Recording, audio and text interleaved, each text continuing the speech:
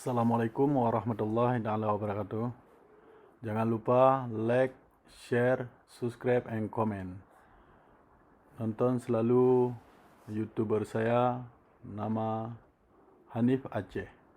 Terima kasih, semoga sukses bersama.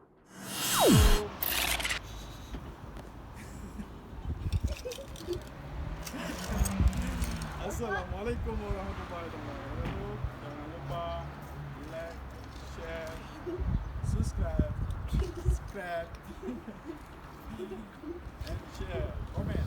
Jangan lupa komen Nah, ini pembongkaran gubuk hantu. Gubuk hantu mau dibongkar. Alat kita perlu linggis. Nah, caranya mudah. Lihat paku, mana ada paku cabut. Caranya begini. Mudah, sangat mudah. Kalau dirusak sangat mudah.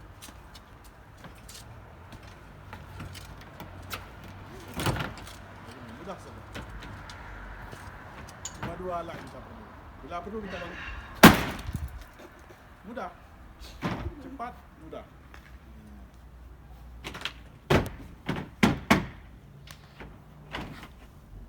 Ini harus pindah tempat gubuk tua berhantu mau dirusak. Makan kira dan perlu rumah tua, rumah baru.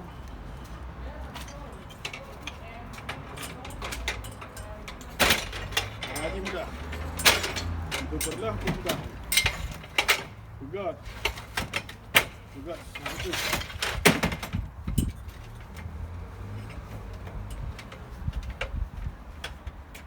Dalam-dalam dulu.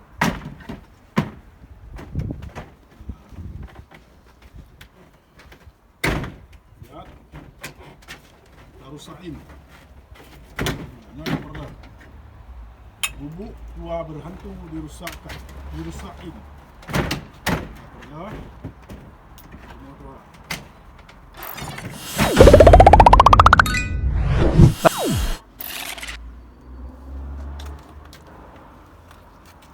Alat yang kita pakai kedua, nah ini sebuah sinso kecil, besar pun boleh ya.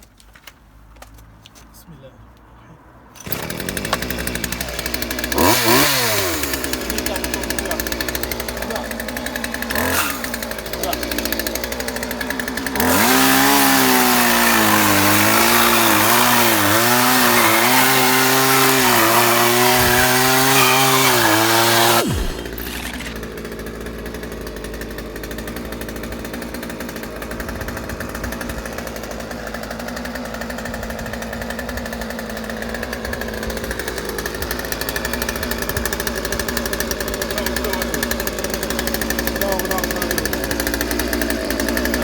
Harus hati-hati, jangan sampai kena paku. Nah, ini harus hati-hati ya.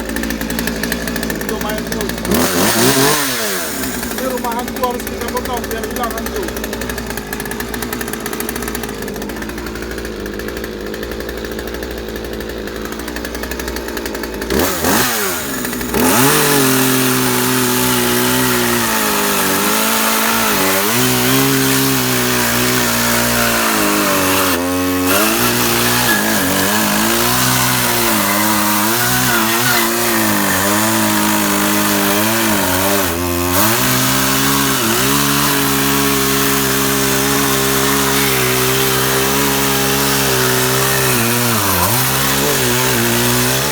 Assalamualaikum warahmatullahi wabarakatuh. Jangan lupa like, share, subscribe, and comment. Nonton selalu YouTuber saya, nama Hanif Aceh. Terima kasih, semoga sukses bersama.